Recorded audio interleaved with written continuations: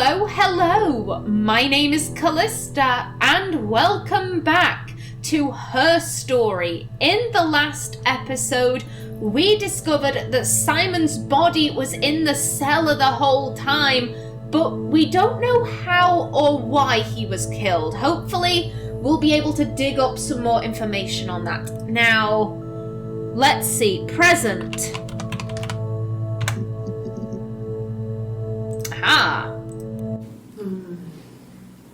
About 8 years back, it was a present to myself. I shouldn't even be drinking coffee with the baby. It's been hard trying to give it up. I think they say you can have 1 cup. Again, I love that with her body language. Because just how she was covering it up and, shifting her body, so that it would, be facing the chair and the wall rather than the detectives and the camera. I really like that. Her story is that she'd waited for him to come back. She put on my wig, some of my clothes, pretended to be me. They talked. She'd enjoyed being me. He said he wanted to be with me. Then he took out a present. Another mirror. Just like the one he'd given her earlier. That unique present. She went crazy, smashed the mirror. They argued, screamed. He hit her. So she grabbed a piece of the mirror and just swung it round. She cut his throat clean open. She'd only meant to scare him off. Well, shit! Okay. I'm sorry, I was not expecting to get answers, so, okay. Oh, okay, 1 second. I wanna see where this is in the database checker. This is there. Yeah, so this green bar is Eve saying that she'd gone back to the house and that her and Hannah had fought and that they'd just been like having a bit of a slap fight and Eve had gone and that was when she drove up to Glasgow, and as Eve said, she's the worst driver, that's why she hit that taxi. Meanwhile, down in the south, that shit. Oh god, sorry, what was I saying earlier? Hannah, the worry of what if my husband preferred the me that was Eve. So she puts on Eve's wig. So at this stage, I guess Hannah must have introduced Eve to Simon. Because we know that Eve and Simon knew each other, but... Okay, I'm a little bit confused with that, but whatever. Skip over it. So Hannah puts on Eve's wig. Simon comes home and he's like, I want to leave my wife. I want to be with you. I made you this special... Simon's a prick. What a prick. Oh my god. Oh, all those times when Hannah was like, he made it for me. He said he made it for me when she's talking about the mirror. Oh, jeez. Oh god. So he takes out this mirror. He's like, it's one of a kind. I made it for you. She's like, bitch, I'm your wife. They fight. Here's the thing, this is where I'm kind of, because to be perfectly honest, I don't trust Hannah.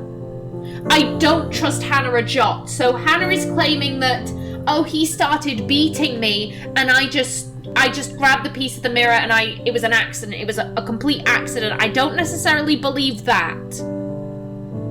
But I can believe that Hannah smashed the mirror, they're screaming at each other, they're fighting, and she picks up the mirror and she just cuts his throat. Oh my god. Well, damn. Okay.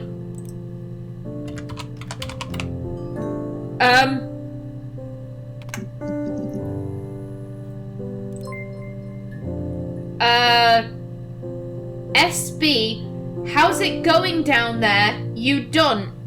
No. Okay, I'll hang a bit longer. Buzz when you're ready. Oh. Okay. Can I move this? Aha, I can move this, but I can't move it to anywhere where I like. Okay. There we go. Okay. There's a girl and she's staring out of the window. She's sad. She's trapped. She's here. She's looking out the window because her mother won't let her out.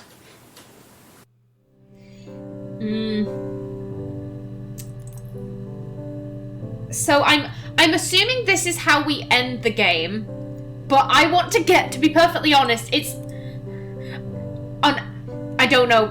I want to get all of the things. I want to see all the clips, but part of me's worried that it might be a bit of a faff. We'll see. We'll see if I get to 50 episodes and I still haven't finished, then I'll be like, okay, you know what? I'm done. I tap out. I'll say I'm done. But yeah, I do find these cards scenes very interesting because I'm pretty sure that this is Eve because she's been sick. She's experiencing morning sickness, so this one has to be the one that's pregnant. But yeah, because she is really, you know, the one about Rapunzel, and then she's trapped inside because her mother won't let her out. That's what Florence did. I would have been a good mother. I was young, but I would have been a good mother. She was a girl, by the way, the baby. We were going to call her Sarah. Simon wanted to call her Ava after his nana, but I didn't want her to have a symmetrical name. Again, more evidence that Hannah hated being a twin. Let's see. Is there anything for Ava or Sarah? Whoopsie. Ava. Sarah. Okay.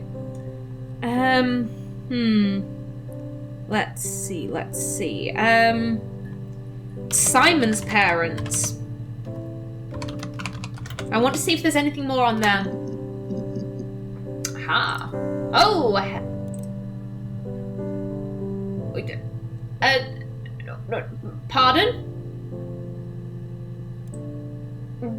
This is not an outfit. This is not one of your outfits. Simon's parents offered to put me up, but I didn't think it would be a good idea. It would be too sad. Not right now. I'm staying at a friend's. Okay, they're asking if she's staying in the house. Oh, okay. I parked up on the street. It was busy, so I parked down the end of the road. I walked up to the house, I knocked on the door, no answer. I took my keys out of my bag, unlocked the door. The main lock was unlocked. I could tell because the key wouldn't turn when I tried to turn it to the left. I walked in. Simon's coat wasn't on the peg. I couldn't see his shoes on the shoe rack. I shouted out for him. I walked straight into the kitchen. He usually sits in there to have a cup of tea and read his paper. He wasn't there. I touched the kettle. It was cold. I looked quickly into the living room. Nothing. I walked upstairs to the bedroom. He wasn't there. I didn't search for him because it was pretty clear he wasn't there. Then I had a shower. Whilst I was in the shower, the phone rang. I think it was Eric, his boss. I didn't answer it. Then I came out and I was just exhausted. So I lay down on the bed and I fell asleep, but I didn't mean to. I woke up a couple of hours later and I was surprised to see no one in the bed next to me. And then I remembered where I was and what had happened. That's when Eric called again. I spoke to him. Then I called Simon's parents. And then I decided to come and see you. That enough? Okay. So I'm pretty sure we've heard this, you know, series of events before. And I'm guessing this is one of the things that tipped the police off to there being more than one person. Or something along those lines, because I swear down we've heard exactly the same thing. But if you ask a regular person to repeat what happened on a specific day, you know, over and over again, they're not going to be identical, because people forget. People don't memorize these things unless you're writing it all in a diary and trying to memorize it, in which case it looks so suspicious. I swear down I'm pretty sure we've heard some, you know, where she's like, oh, I could tell that the key wasn't in the lock because it does that when I turn it to the left. I touched the kettle, I looked for his shoes on the shoe rack, I took a shower, it was his boss, but I didn't answer. Like, it's way too detailed. And if you keep giving the exact, like, I'm not saying that if you ask someone to repeat a series, you know, like, tell me what happened last Sunday. I'm not saying that they're going to give wildly different stories, but certain details are going to be omitted each time. And it's not because they're trying to hide anything, it's just because people aren't perfect. People don't have perfect recall. And the fact that she's telling this story and it is so precise and so exact and so identical, that'll be giving the police, you know, hang on a minute, why is... Like, the only reason that happens if it's, like, people trying to collude and lie to the police, I'm telling you. Simon's mum. Let's see, Simon's dad. Okay. What about our mum?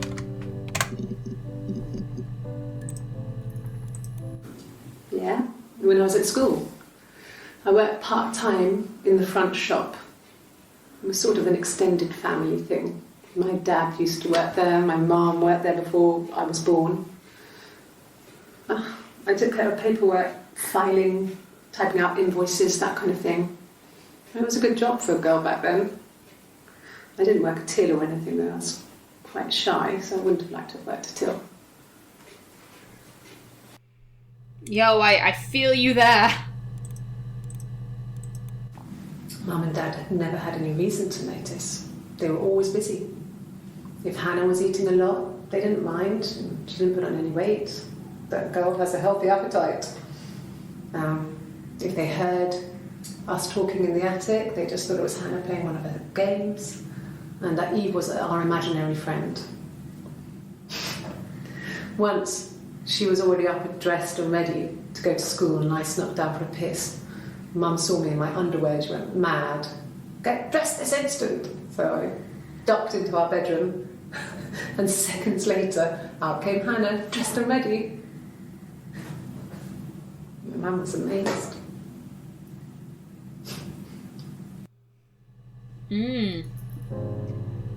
I question their parents for not knowing that there was a second child under their roof.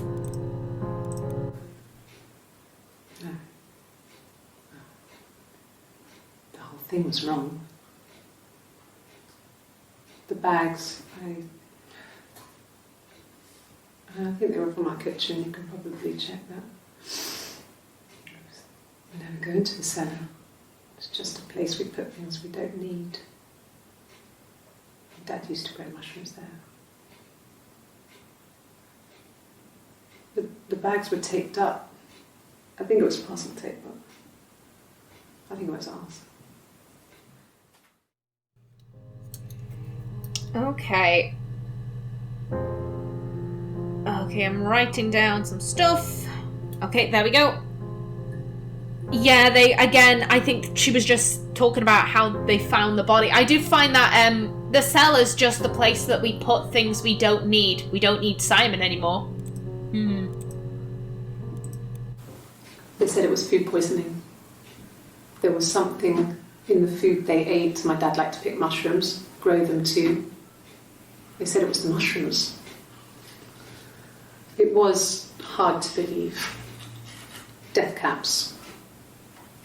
They have a skirt around the cap. My dad taught me that. But, I mean, the police had no reason to think it was suspicious. They lived alone. And no one had any reason to hurt them. Oh. Oh, okay. So from what I got from that, her parents died and they got really bad food poisoning from eating some poisonous mushrooms, but she's saying that her dad loved to pick mushrooms. He wouldn't pick the wrong ones. He was too smart for that. He, like, as she said, death caps have a skirt. He taught me that, so why would he go and pick death caps? And they lived alone. Oh, mushrooms. I was living in the attic. It was a very hard time. I was depressed, was still pretty sick of the STD. And I came down one morning and they were dead. They were in bed and both had been sick. They'd thrown up a lot. And I'd slept through it.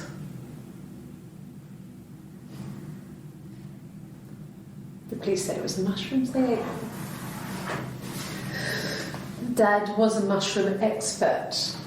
I mean, he used to take us picking with him and he taught us how to recognise them.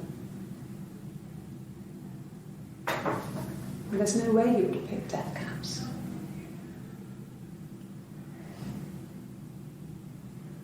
But the police believe that's what happened. They never even looked in the attic.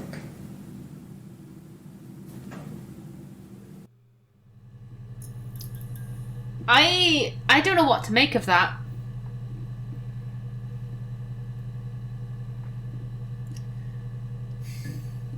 It's the fact that, because, how do I put this? If one of the two,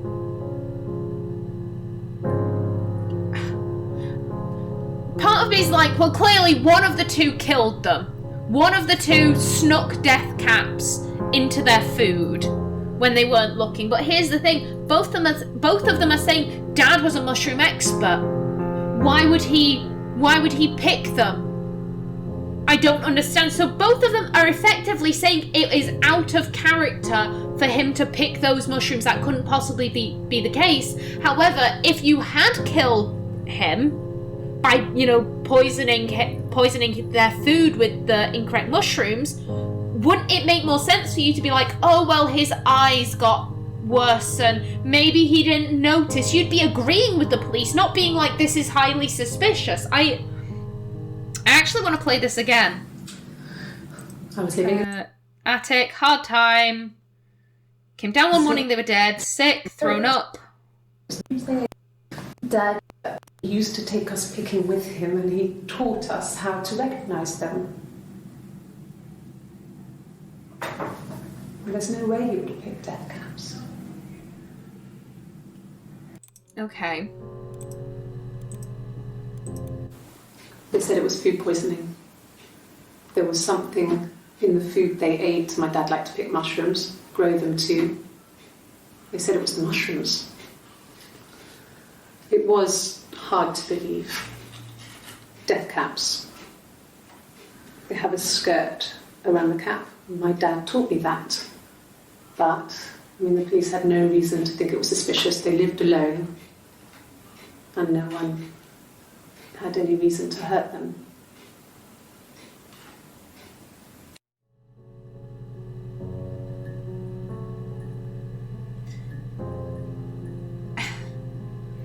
I don't want this to sound like I'm just picking on Hannah, but out of the two, I'm slightly more inclined to believe that Hannah was the poisoner.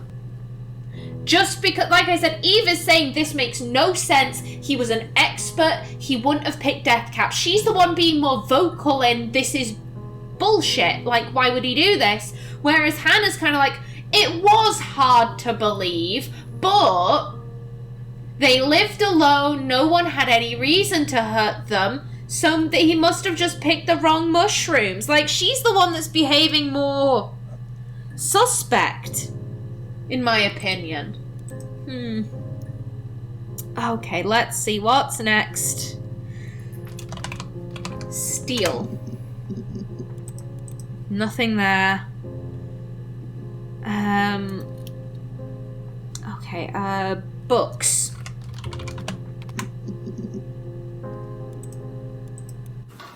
I hoover, I dust every week. Maybe less. I once asked Eleanor how often I should dust, and she said, if people ask, tell them you do it once a week, but every few weeks is okay. I think she was just trying to make me feel better. I mean, when I was there, she was hoovering every day. Ran an ordered house. You know how that generation is, putting on a brave front. She has secret stashes of cigarettes. Doug doesn't even know she smokes. When I was there, I saw her. She has these sort of porcelain vases, ornamental, next to the Reader's Digest books. Cigarettes inside. And she still has them. I mean, last time I was there, I looked in a vase. There was a fresh pack. I mean, all those years of marriage, and she still has a secret like that. Ooh, secret's a good word. Can't remember if I've done that one or not. And my page is too full for me to easily tell. Okay, so we have two more names, Eleanor and Doug. I'm going to assume those are Simon's parents. Eleanor. Oh! Got a few. I've been round to Doug and Eleanor's and they're very worried. I feel sorry for them. Yeah, I'm pretty sure that Doug and Eleanor are Simon's parents. Okay. I parked up on the street. It was busy, so I had to park down the end of the road. Walked up, knocked on the door, no answer. I took my keys out of my bag and unlocked the door. The main lock was unlocked. You can tell because the key doesn't turn when you try to turn it to the left. I walked in. Simon's coat wasn't on the peg. I couldn't see his shoes in the shoe rack. I shouted out. I walked straight into the kitchen because he usually sits in there to have a cup of tea and read his paper, but he wasn't there. I touched the kettle, it was cold. I looked quickly in the living room, nothing. So I walked upstairs to the bedroom and he wasn't there. I didn't search for him because it was pretty clear he wasn't there. I had a shower, the phone rang whilst I was in the shower. I didn't answer it, I think it was Eric. Then I was just exhausted. So I lay down on the bed and I fell asleep, though I didn't mean to. I woke up a couple of hours later and I was surprised to see no one in the bed next to me. And then I remembered where I was and what had happened. That's when Eric called again. This time I spoke to him. Then I called Doug and Eleanor. And then I decided to come and see you. That enough? Yeah, their statements are exactly the same, and that is never the case. Ever. That's like waving a red flag to a bull. That is going to trigger the police immediately to be like, oh, that's not right, that's not normal. 1984 was an awful year in the end. We were living at Doug and Eleanor's. I lost the baby at the end of spring and my parents died in the summer. It was a hot summer, a heat wave. So when they discovered the bodies, it was just awful. Because of the circumstances, them dying together like that, they brought in a lot of police. A forensic entomologist. I had to look that up. It was because of the heat. It was just awful. Oh, damn. So this was quite a while ago, the parents dying. Okay, so they were still teenagers. So Hannah and Eve would probably have been around 17 years old. Damn. Yes. I speak with Eleanor at least once a day. Not that there's anything much to say. It's more just...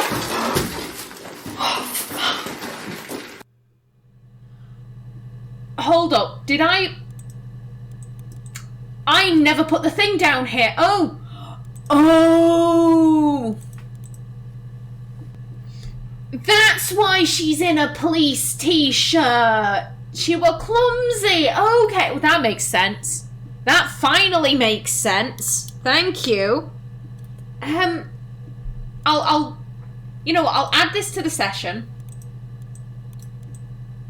Just to remind me. There we go. Okay. Doug. Only one. I got a job to contribute, you know. Doug knew someone and I got a job as a dinner lady at the primary school. They said it didn't matter if I could cook or not, just don't poison the kids. So you see, it's always been complicated between me and Simon.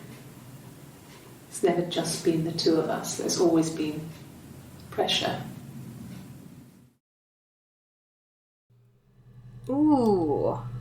At least now we know where she works. She's a dinner lady. Because she mentioned that the kids sang her happy birthday when she went into work. Okay. Okie doke. Again, I know I keep saying this, but so much evidence that Hannah was not into the twin thing. Okay, let's see. Body. Oh. The bruise. I have a really fast metabolism, so stuff like that just comes and goes. I don't know if there's much more that I can tell you that I haven't already told the other policemen. I found the body.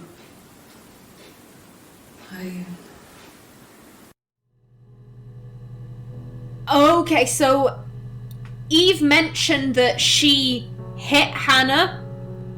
So I'm guessing that in one of the other interviews, I don't know really. To be fair, I haven't been looking out for facial bruises, but I'm guessing that in one of the other interviews she has this bruise, then obviously Eve doesn't have the bruise, and so they're like, what happened?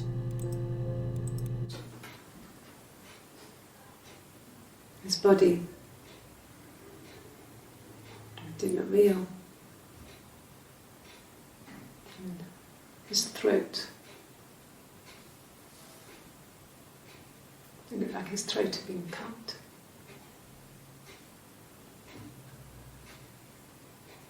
And I didn't see his glasses. He has these thick glasses.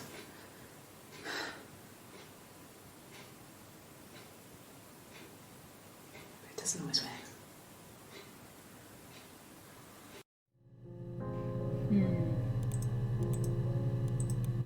Can you imagine? I tried to get pregnant too, but it didn't happen. I slept with so many boys, men. My body refused. I think my period stopped because hers had. I was pretty though. I mean, how could we stay the same now? I felt like Hannah had really fucked things up. Set us down separate paths. We had become different.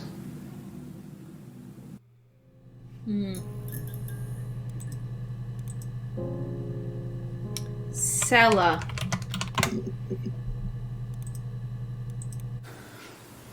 Well, fine, considering. I got back into the house today, and that was weird, knowing your people had been there through my things. It's like I'd been burgled. Only worse, obviously. I don't know. I haven't lived in the cellar yet. They sent a cleaner in. As good as new, he said. But they had to throw some stuff out. Couldn't get the blood out. And I'm still waiting to hear from the coroner so we can get a date set for the funeral. It's going to be a cremation. So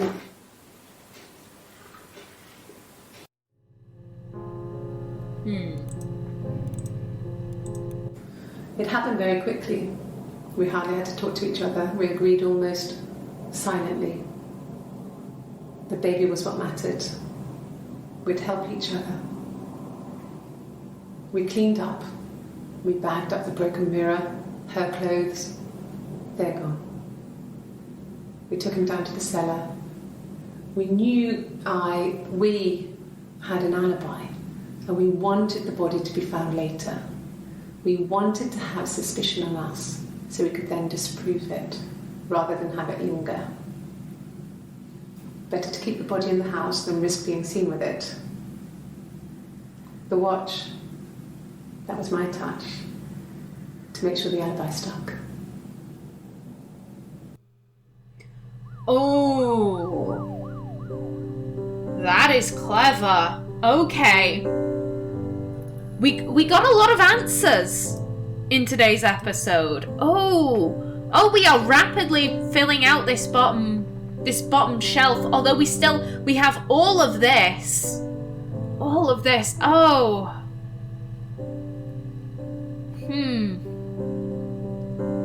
Okay, so at least we now know the kind of the hows and part of the why.